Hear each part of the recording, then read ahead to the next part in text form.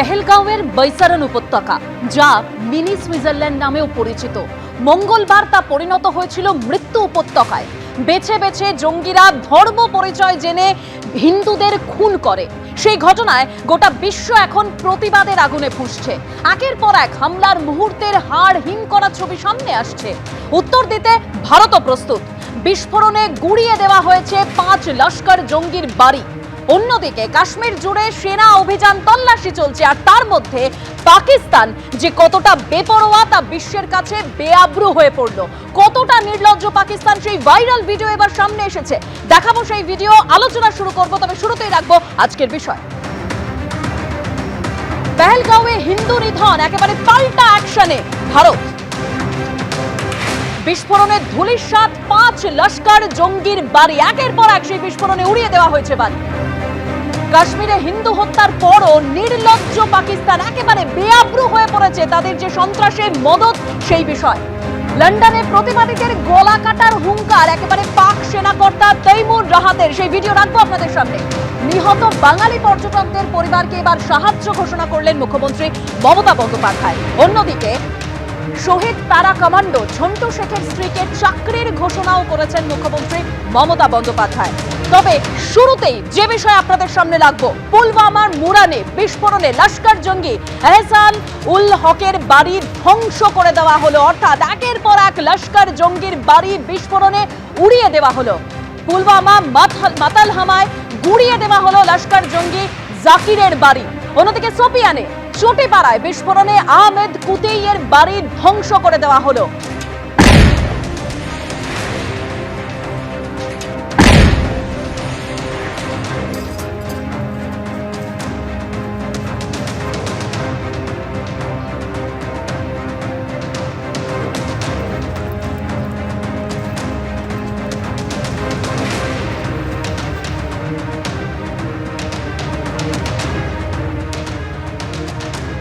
আর একদিকে যেরকম 5 লস্কর জঙ্গির বাড়ি একেবারে বিস্ফোরণে উড়িয়ে দেওয়া হলো, তার মধ্যে এবার জম্মু কাশ্মীর পুলিশের তরফে যে 14 জন জঙ্গি এখনো কাশ্মীরে লুকিয়ে রয়েছে তার তালিকা প্রকাশ করা হলো। প্রধানমন্ত্রীর হুঙ্কারের পরেই জঙ্গিদের খোঁজে একেবারে তল্লাশি। আমরা সরাসরি কথা বলবো, আমাদের প্রতিনিধি বিজেন্দ্র সিংহ রয়েছেন আমাদের সঙ্গে। বিজেন্দ্র, দেখো দেবস্মিতা, একটা অফিসিয়ালি এখন জম্মু কাশ্মীর পুলিশ রিলিজ করেছে 14 জন যারা অ্যাক্টিভ লোকাল টেররিস্ট রয়েছে, এই মুহূর্তে সক্রিয়, তাদের নাম ছবি দেওয়া রয়েছে, কবে তারা সেই সংগঠনগুলোতে যোগ দিয়েছে এবং এর মধ্যে কোন জেলাতে তার বাড়ি রয়েছে সেসব দেওয়া হয়েছে, ঠিকানা দেওয়া হয়েছে, কত তারিখ থেকে তারা কোন জঙ্গি সংগঠনে যোগ দিয়েছিল। তার মধ্যে হিজবুল মুজাহিদিন রয়েছে, লস্করে তোবা রয়েছে, জৈশে মোহাম্মদ রয়েছে এবং এই জঙ্গি সংগঠনগুলোতে তারা কীভাবে সক্রিয় রয়েছে সে কথাগুলো কিন্তু আগে থেকে রিপোর্টগুলো রয়েছে এজেন্সিসদের কাছে এবং এই 14 জনকেই এখন তল্লাশি করা হচ্ছে, বিভিন্ন জায়গায় রেড করা হচ্ছে এবং এই 14 জনেরই কিন্তু লিঙ্ক পুলিশ বলছে পুলওয়ামার হোক বা শোপিয়াঁ হোক, এদের লিঙ্ক রয়েছে, যেটা পেহেলগামে সেদিন 22 তারিখ হয়েছিল। কেন কি 22 তারিখের ঘটনাটা যদি আমরা দেখি, সেখানে জঙ্গিরা প্রায় 25 মিনিট সেখানে ছিল এবং তারা জানতো কি এখানে কোনো সিকিউরিটি ফোর্সেস নেই এবং ইজিলি তারা সেখানে পৌঁছে যায় এবং সেখান থেকে তারা বেরিয়ে যায়। অর্থাৎ যে রেকি করা হয়েছিল সেখানে লোকাল সাপোর্ট ছিল, এটা এখন স্পষ্ট হচ্ছে। এবং লোকাল কারা ছিল, এই 14 জন টেররিস্টের মধ্যে কয়েকজন ছিল সেখানে, এরম একটা রিপোর্ট রয়েছে গোয়েন্দাদের কাছে। তাই এই 14 জনের নাম এখন প্রকাশ করা হয়েছে এবং এই 14 জনকে যেভাবে হোক পুলিশ চাইছে তাদেরকে অ্যারেস্ট করতে। তাদের পরিবারের লোকগুলোকে ইতিমধ্যেই কিছু কিছু জায়গায় অ্যারেস্ট করা হয়েছে। যেখানে আমি আজকে গেছিলাম জাকিরের বাড়িতে, জাকির আহমদের বাড়িতে, সেখানে তার 2 ভাইকে 22 তারিখে পুলিশ অ্যারেস্ট করে নিয়ে গেছে। তাদেরকে জিজ্ঞাসাবাদ করা হচ্ছে কি ও এখন কোথায় রয়েছে, কবে তাদের সঙ্গে যোগাযোগ করেছিল। কেন কি বারবার উঠে আসছে লোকাল সাপোর্টের কথা। পাকিস্তান থেকে জঙ্গিরা ট্রেন্ড হয়ে আসছে, এখান থেকে যারা জঙ্গিরা রয়েছে জঙ্গি হওয়ার আগে তারা পাকিস্তানে যাচ্ছে, ট্রেনিং নিচ্ছে এবং তারপর এসে এই হত্যা লীলাটা 22 তারিখ চালানো হয়েছিল। এই লোকাল সাপোর্টকে টার্গেট করার জন্যই কিন্তু এই 14 জনের নাম আজকে প্রকাশ করা হয়েছে জম্মু কাশ্মীরের পুলিশের তরফ থেকে এবং যেভাবে হোক এই 14 জনকে এখন ট্রেস করা, এলিমিনেট করাই উদ্দেশ্য রয়েছে সিকিউরিটি ফোর্সেসদের এখানে। একেবারে বিজেন্দ্র, অর্থাৎ এই যে 14 জন জঙ্গির ইতিমধ্যেই তালিকা প্রকাশ করা হয়েছে, তাদেরকে যত দ্রুত সম্ভব গ্রেপ্তার করতে চাইছে জম্মু কাশ্মীর পুলিশ। একদিকে এইরকম তথ্য যেরকম প্রকাশ্যে আসছে, তারই মধ্যে গত মঙ্গলবার ঠিক যে ভয়াবহ ঘটনা ঘটে গেল, একেবারে বেছে বেছে হিন্দু নিধন করা হলো, সেই হামলার মুহূর্তের আরো একটি ভিডিও প্রকাশ্যে এসেছে, দেখুন।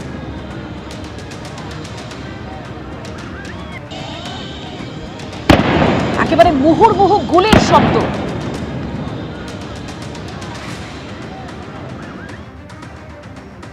সমীর মিত্র আমাদের সঙ্গে রয়েছেন, আমি প্রথমেই সমীরদার কাছে যাব। সমীরদা, আমরা দেখতে পেলাম একদিকে পরপর 5 লস্কর জঙ্গির বাড়ি একেবারে বিস্ফোরণে গুড়িয়ে দেওয়া হলো, 14 জন জঙ্গির তালিকা প্রকাশ করা হলো। কোথাও গিয়ে কি একটা প্রশ্ন তো সামনে আসে সমীরদা, যে তাহলে কি আরো কোনো নাশকতা, আরো কোনো সন্ত্রাসের প্ল্যান করছে পাকিস্তান? এবং তারই পাশাপাশি মানে এই যে লোকাল সাপোর্ট, সেটাকে কি এবার ভাঙার চেষ্টা করছে জম্মু কাশ্মীর পুলিশ এবং সেনা? প্রথম কথা হচ্ছে, সবাইকে শুভ সন্ধ্যা। আমরা একটু ভালো করে আলোচনা করি।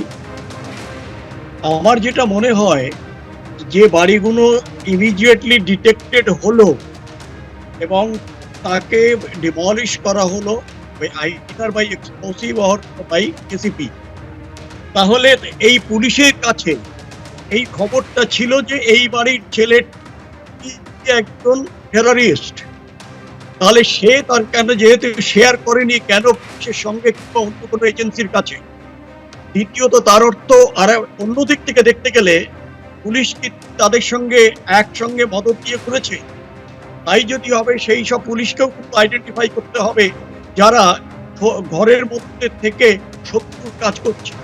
থার্ডলি, যারা সিম্প্যাথাইজার, যারা এদের সিম্প্যাথি দেখিয়ে পাকিস্তান থেকে যারা আসে তাদের এখানে ভেতরে রাখার জায়গা দেয়, তারাও কিন্তু equally culprit and criminal. They can not be spared.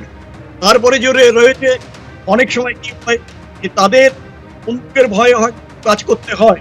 কিন্তু দিন যেটা হয়েছে, এই যে বাইশারান, যেটা মিনি, আমরা বলছি মিনি জায়গাটা এইভাবে অরক্ষিত কি করে থাকে? এইখানে যখন আমরা দেখতে পাচ্ছি যে ওরা বেশ, আমরা মোটামুটি বাড়িঘরগুলো সব ভাঙা হয়ে গেছে, তাহলে এই ভাঙাটা এত দেরিতে হলো কেন? কেন তাদের আগে ডিটেক্ট করা হয়নি, তাদের এগেন্স্টে অ্যাকশন নেওয়া হয়নি? এখন তারপরে যারা যখন চলে গেল, এই সময় কি বলে গেল, মোদির কথা থাকে না। তার মানেটা কি? এই যে প্র্যাকটিসটা, এই যে এখানে নিশ্চয়ই আমি প্রথম দিন থেকে বলছি যে হোম গ্রোন মিলিটেন্ট এখানে আছে জড়িত। তাহলে এত তাড়াতাড়ি বাইরের থেকে এসে তারা যে এখানে ঘাঁটি গাড়বে এবং ঘাঁটি কাটার পরে তারপরে অপারেশন করবে, এটি একটু কম্পারশন এবং একটা টাইম কনজিউমিং। ওরা প্রস্তুত হয়ে এসেছিল যে bags are full filled the dry fruit, medicine, everything. যদি এনকাউন্টার হয় একে অপরের সঙ্গে, তাহলে যাতে করে ইমিডিয়েট যে রিকোয়ারমেন্ট হচ্ছে দরকার, সেগুলোর থেকে কিন্তু ওরা ইকুইপ হয়ে এসেছিল। এখন প্রশ্ন হচ্ছে যে এর পরে কি হবে? একটা বাড়ি রেখে তো কিছু হবে না, সে বাড়ি আবার অন্য দিক থেকে তৈরি হবে। আমার প্রশ্ন হচ্ছে, যেটা জিরো টলারেন্স যেখানে বলা হয় যে আমরা zero tolerance against the terrorism, কিন্তু সেইটাই যদি হয়, তাহলে আমি তার সঙ্গে অ্যাড করবো যে zero tolerance for any kind of terrorist resigning in the Kashmir valley. সেটা আমাদের দেখতে হবে। কারণ এই যে 26 জন, তারা 25 জন তার মধ্যে হিন্দু, আরেকটি ছেলে যে সাহস করে তাদের এই AK-47 ছিনিয়ে নিতে ভাবতে গেছিল, যে শহীদ হয়েছে। আমার মনে হয় এই রাইট থিং, যে তাকে একটা রেকগনিশন দেওয়া দরকার, যে নিজের জীবন উৎসর্গ করলো এই সাথে এখানে গেছিলেন। তবে আমার এই জায়গাটা কিন্তু মনে হয় যে, কিন্তু আমরা যেন আমাদের একটা জিনিস আমি বলবো, যে মানুষে মতান্তর হোক, কিন্তু এই পরিস্থিতিতে আজকে যেন মনান্তর না হয়। একেবারে সমীরদার ঠিক যে বক্তব্যটা, যে শুধুমাত্র বাড়ি গুড়িয়ে দিলেই হবে না, আরো কড়া পদক্ষেপ যেরকম সমীর মিত্র তিনি দাবি করছেন। অন্যদিকে আপনাদের সামনে এবার যে ছবি রাখবো, একদিকে যেরকম গোটা বিশ্ব প্রতিবাদের আগুনে পুষছে, তখন কিন্তু ভারতীয় সেনার তরফে একের পর এক শক্তি প্রদর্শনের নতুন ভিডিও প্রকাশ্যে আসছে। দেখুন।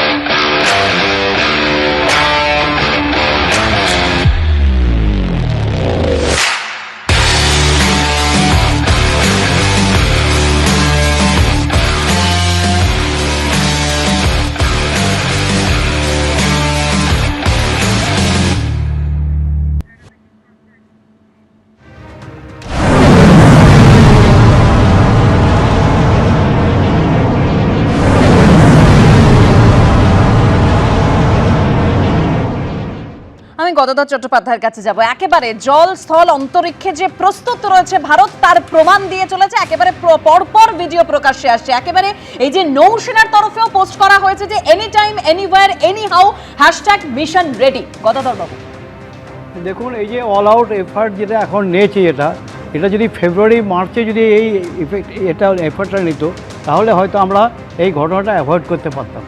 আমি যে কথাটা বলতে চাই সেটা হচ্ছে যে লোকাল সাপোর্ট ছাড়া আর লোকাল কন্ডুট না থাকলে কোনো নাশকতা হয় না। এমনি ক্রিমিনাল অ্যাক্টও দেখবেন সেখানে একটা ইনসাইডার থাকে। মানে এই যে আপনি লোকাল সাপোর্টের কথা বলছেন Local গদাধর support বাবু, দুরকম আছে। মানে সেটার জন্যই কি সেনারা এই যে জঙ্গিদের একেবারে বাড়িগুলোকে গুড়িয়ে দিচ্ছে Definitely. বিস্ফোরণে, সেটাই তারই কারণে লোকাল সাপোর্টটা ভাঙার জন্য? ডেফিনেটলি, কারণ লোকাল সাপোর্ট দুরকম আছে।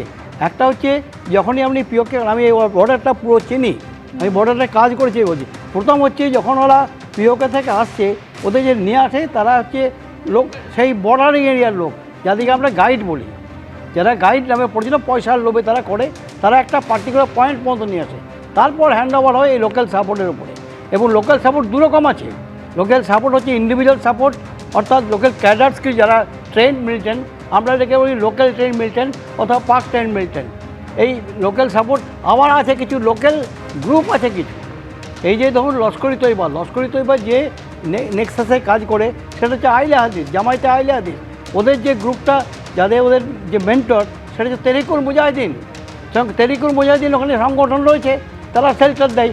আমরা ইভেন ওয়েস্ট বেঙ্গলে আমি লস্কর-ই তৈয়বা, আমি নিজে 5 জনকে ধরেছি, 5টা কেস আছে, তাদের তো লোকের সাপোর্ট ওয়েস্ট বেঙ্গলে ছিল।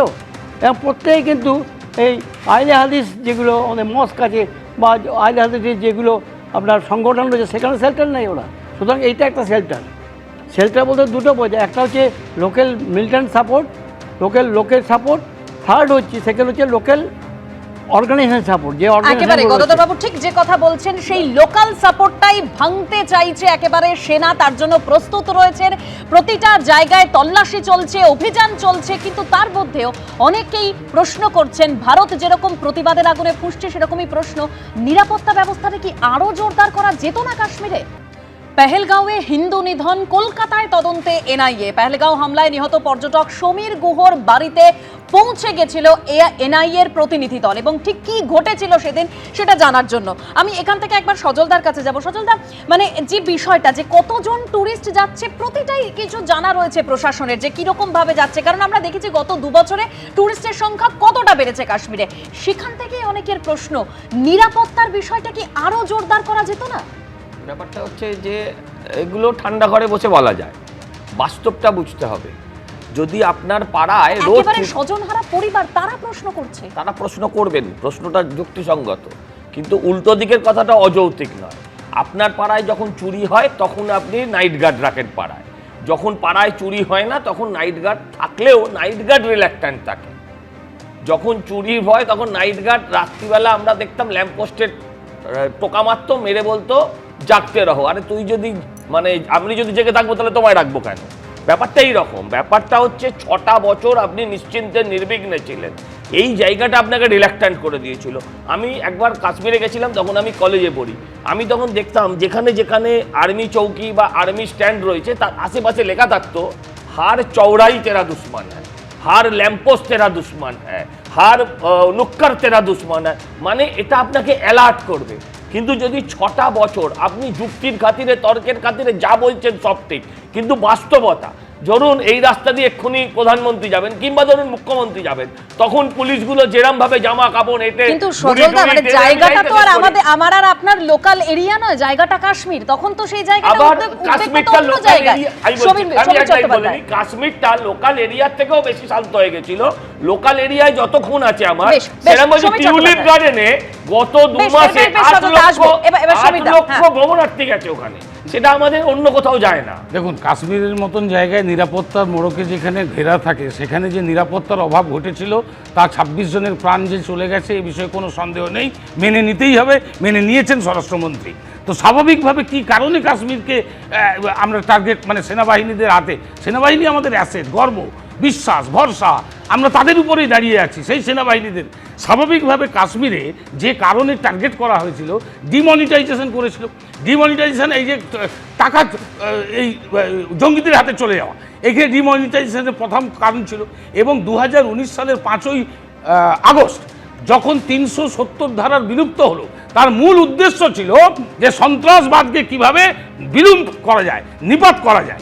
সেই সন্ত্রাসবাদ আজকে যখন সীমান্ত পেরিয়ে ইন্টেলিজেন্সে ফেলি হচ্ছিল, এই বিষয়ে সত্যতা one line, মানতে হবে। আমি একটা এটা কিন্তু লাইন কাশ্মীর, বলি, এটা ভারতীয় ফেলিওর সেনা, নিয়ে, সিআইএসএফ এর ব্যাপার, বলছি দাদা, বিএসএফ এর ব্যাপার। সমিতদা, অনেকক্ষণ আগে আমার নাম বলেছে, আপনি ফেলিওর রাজ্য নিয়ে পুলিশে কারোর কোনো দ্বিধা নেই, কিন্তু মাথায় রাখতে হবে ওখানে একটা স্টেট পুলিশও আছে, হ্যাঁ। ওখানে স্টেট পুলিশও আছে, স্বায়ত্ত ওখানে আবারও বলুন, একেবারে বলুন, কিন্তু আমি বলে প্রশ্নটা দেবো। থেকেই যায়, যাদের প্রাণ চলে গেল তাদের দায়, এই হিন্দু পর্যটকগুলো, নিরীহ পর্যটকগুলোর দায় কে নেবে, এই একটা প্রশ্ন থেকেই যায়। কিন্তু এরই মধ্যে পাকিস্তান, যে পাকিস্তানেই আছে, তার আরো একটি ভিডিও এবার সামনে আসলো, রাখবো আপনাদের সামনে একটা ছোট্ট বিরতির পর, সঙ্গে থাকবেন।